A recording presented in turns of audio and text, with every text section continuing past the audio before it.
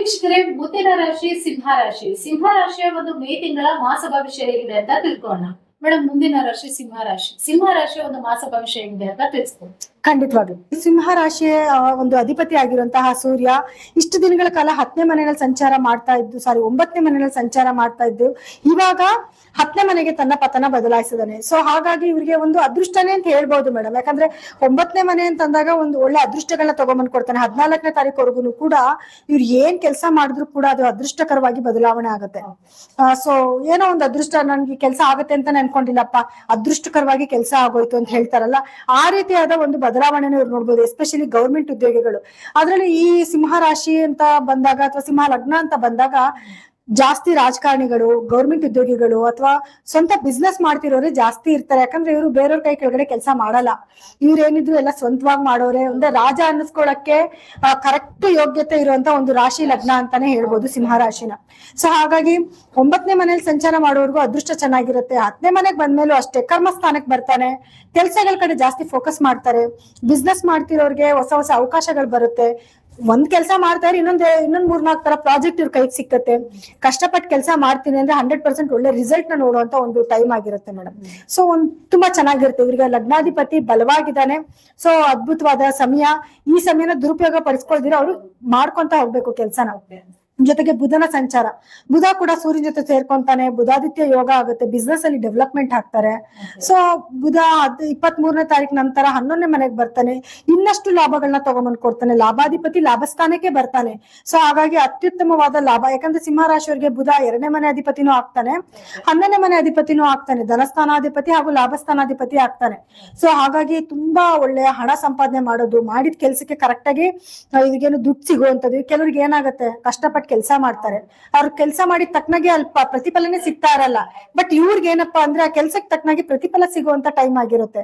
So ಹಾಗಾಗಿ ಇವ್ರಿಗೆ ಒಂದು ಒಳ್ಳೆ ಸಮಯನೇ, ಒಳ್ಳೆ ವಿಷಯನೇ ಆಗಿರುತ್ತೆ. ಸೊ ಈ ಸಮಯನ ಅವ್ರು ಸದುಪಯೋಗ ಪಡಿಸ್ಕೊಳ್ಳಿ, ಬಿಸ್ನೆಸ್ ಅಲ್ಲಿ ಇನ್ನೊಂದಷ್ಟು ಸಕ್ಸಸ್ ಆಗ್ಲಿ ಅಂತ ಹೇಳ್ಬೋದು. ಇನ್ನ ಗುರು ಬದಲಾವಣೆ ಆದ್ಮೇಲೆ ಸ್ವಲ್ಪ ಇವರಿಗೆ ಸಮಸ್ಯೆಗಳು ಕಾಡಬಹುದು. ಆದ್ರೆ ಗುರು 11ರಲ್ಲಿ ಇರೋದ್ರಿಂದ ಇವರಿಗೆ ಏನು ಗುರು ಬಲ ಇದೆ. ಗಂಡು ಹೆಣ್ಣು ಹುಡುಕಾಟ ಯಾರು ಇರ್ತಾರೆ, ಮದ್ವೆ ಯಾರು ಫಿಕ್ಸ್ ಆಗ್ತಾ ಇದೆ, ಅವರೆಲ್ಲರಿಗೂ ಒಳ್ಳೆ ಸಮಯ ಆಗಿರುತ್ತೆ. ಗಂಡು ಹೆಣ್ಣು ಹುಡುಕಾಟ ಮಾಡುವಂತದ್ದು ಅಥವಾ ಮನೆಯಲ್ಲಿ ಒಳ್ಳೊಳ್ಳೆ ಕಾರ್ಯಗಳು, ಯಾವ್ದೋ ಗೃಹ ಪ್ರವೇಶ ಆಗಿರ್ಬೋದು ಅಥವಾ ನಾಮಕರಣಗಳಾಗಿರ್ಬೋದು ಅಥವಾ ಹೊಸದೇನಾದ್ರೂ ಹೊಸ ಬಿಸ್ನೆಸ್ ಮಾಡ್ತೀನಿ ಅನ್ಕೊಳ್ಳೋದು, ಎಲ್ಲದಕ್ಕೂ ಒಳ್ಳೆ ಸಮಯ. ಈ ಸಮಯನ ಅವ್ರು ಸದುಪಯೋಗ ಪಡಿಸ್ಕೋಬೇಕು. ಸೊ ಹಂಗಾಗಿ ಅವ್ರಿಗೆ ಒಳ್ಳೆ ಇದಾಗುತ್ತೆ. ಮತ್ತೆ 7ನೇ ಮನೇಲಿ ರಾಹುವಿನ ಸಂಚಾರ ನಡೀತಿದೆ. ಗಂಡ ಹೆಂಡತಿ ಮಧ್ಯದಲ್ಲಿ ಕೆಲವು ವೈಮನಸ್ಯಗಳು ಖಂಡಿತವಾಗ್ಲೂ ಇರುತ್ತೆ. ಆದ್ರೆ ಇಲ್ಲಿ ಖುಷಿ ವಿಷಯ ಏನಂದ್ರೆ ಗುರುದು ದೃಷ್ಟಿ ಕೂಡ ಬೀಳ್ತಾ ಇರೋದ್ರಿಂದ ಇವಾಗ ಬೆಳಗ್ಗೆ ಜಗಳ ಆಡಿದ್ರೆ ಇನ್ನೊಂದು 2 ಸರಿ ಹೋಗ್ಬಿಡ್ತಾರೆ. ಗುರು ದೃಷ್ಟಿ ಇದೆಯಲ್ಲ, ಈ ರಾಹು ಪ್ರಭಾವದಿಂದ ಸ್ವಲ್ಪ ಜಗಳನೂ ಆಗ್ತಾ ಇರುತ್ತೆ. ಗುರು ಪ್ರಭಾವದಿಂದ ಅದು ಸ್ವಲ್ಪ ಕೂಲ್ ಕೂಡ ಆಗ್ತಾ ಇರ್ತಾರೆ. ಅಥವಾ ಇವ್ರ ಸ್ಪೌಸ್ಗೆ ಏನಾದ್ರು ಆರೋಗ್ಯದಲ್ಲಿ ಹೆಚ್ಚು ಕಮ್ಮಿ ಆಗುವಂತದ್ದು. ಗುರು ದೃಷ್ಟಿ ಇರೋದ್ರಿಂದ ಏನಾಗುತ್ತೆ, ಅದಕ್ಕೆ ಕರೆಕ್ಟ್ ಪ್ರಿಕಾಷನ್ ಕೂಡ ಸಿಗೋದು. ಈಗ ಹುಷಾರಿಲ್ದಂಗ ಆಯ್ತು ಅಂತಂದ್ರೆ ಒಳ್ಳೆ ಡಾಕ್ಟರ್ ಸಿಗೋದು ಅಥವಾ ಅದು ಕರೆಕ್ಟ್ ಆಗಿ ಸೊಲ್ಯೂಷನ್ ಸಿಗೋದು, ಈ ರೀತಿ ಕೂಡ ಆಗ್ತಾ ಹೋಗ್ತಾ ಇರುತ್ತೆ. ಇನ್ನ ಶನಿ ಅಂತ ಬಂದಾಗ 8ನೇ ಮನೇಲಿ ಶನಿ ಇದ್ದಾನೆ. ಅದೊಂದು ಸ್ವಲ್ಪ ಇವರಿಗೆ ಆರೋಗ್ಯದಲ್ಲಿ ಏರುಪೇರುಗಳಾಗತ್ತೆ. ಜೊತೆಗೆ ಆರೋಗ್ಯ ಕೆಟ್ಟೋದ್ರು ಕೂಡ ಬೇಗ ಅವ್ರಿಗೆ ವಾಸಿ ಆಗೋದಿಲ್ಲ. ಅದೊಂದು ಸ್ವಲ್ಪ ಸಮಸ್ಯೆನ ಎದುರಿಸ್ಬೇಕಾಗತ್ತೆ. ಇನ್ನ ಕುಜನ ಸಂಚಾರ ಅಂತ ಬಂದಾಗ 9ರಲ್ಲಿದ್ದಾನೆ. ಭೂಮಿಗೆ ಸಂಬಂಧಪಟ್ಟಿದ ಎಲ್ಲಾ ವ್ಯವಹಾರಗಳಲ್ಲೂ ಸಕ್ಸಸ್ ಆಗುತ್ತೆ. ಮನೆ ತಗೊಳ್ಳೋದು ಅಥವಾ ಈ ರಿಯಲ್ ಎಸ್ಟೇಟ್ ಬಿಸ್ನೆಸ್ ಮಾಡ್ತಿರೋಂಥವ್ರು ಅಥವಾ ಜಿಮ್ ಅಲ್ಲಿ ಕೆಲಸ ಮಾಡ್ತಿರೋರು, ಅವರೆಲ್ಲರಿಗೂ ಕೂಡ ಒಂದು ಒಳ್ಳೆ ಸಮಯ ಆಗಿರುತ್ತೆ ಇದು. ಯಾವುದೇ ರೀತಿಯಾದ ನೆಗೆಟಿವಿಟಿ ಆಗೋದಿಲ್ಲ.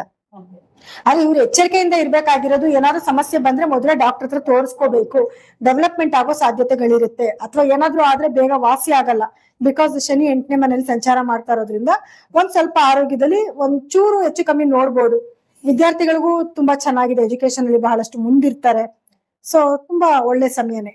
ಅಂದ್ರೆ ಒಟ್ಟಾರೆಯಾಗಿ ಮೇ ತಿಂಗಳಲ್ಲಿ ಸಿಂಹ ರಾಶಿ ತುಂಬಾ ಅದ್ಭುತವಾದ ಸಮಯ.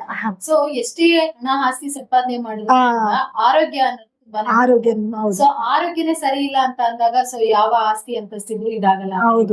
ಈ ಒಂದು ಆರೋಗ್ಯಕ್ಕೆ ಸಂಬಂಧಪಟ್ಟಂತೆ ಈ ಸಿಂಹ ರಾಶಿಯವರು ಯಾವ ರೀತಿಯಾದ ಪರಿಹಾರ ಮಾಡ್ತಾರೆ? ಖಂಡಿತ ಇವ್ರಿಗೆ ಏನಂತಂದ್ರೆ ನೋಡಿ, ಪ್ರತಿ ಶನಿವಾರದ ದಿವಸ ಎಳ್ಳೆಣ್ಣೆ ಹಚ್ಕೊಂಡು ಸ್ನಾನ ಮಾಡುವಂತದ್ದು, ಅಭ್ಯಂಜನ ಸ್ನಾನ ಅಂತ ಹೇಳ್ತಾರೆ.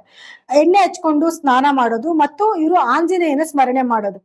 ಆಯ್ತಾ, ಹನುಮಾನ್ ಚಾಲಿಸ ಬರುತ್ತಲ್ಲ, ಹನುಮಾನ್ ಚಾಲಿಸನ ಪ್ರತಿದಿನ ಕೇಳೋದು. ಮತ್ತೆ ಸೂರ್ಯ ನಮಸ್ಕಾರ ಹಾಕೊಂಡು ಆದಿತ್ಯ ಹೃದಯ ಕೇಳೋದು. ಇದಿಷ್ಟು ಮಾಡ್ಕೊಂಡ್ರೆ ಸಾಕು ಮೇಡಮ್, ಇವ್ರಿಗೆ ಯಾವುದೇ ನೆಗೆಟಿವಿಟಿ ಕೂಡ ಬರೋದಿಲ್ಲ. ನೋಡಿದ್ರಲ್ಲ ವೀಕ್ಷಕರೇ, ಈ ಒಂದು ಸಿಂಹ ರಾಶಿಯ ಮೇ ತಿಂಗಳ ಮಾಸ ಭವಿಷ್ಯ ಹೇಗಿತ್ತು ಅಂತ. ಹಾಗಿದ್ರೆ ಬನ್ನಿ ಮುಂದಿನ ರಾಶಿ ಬಗ್ಗೆ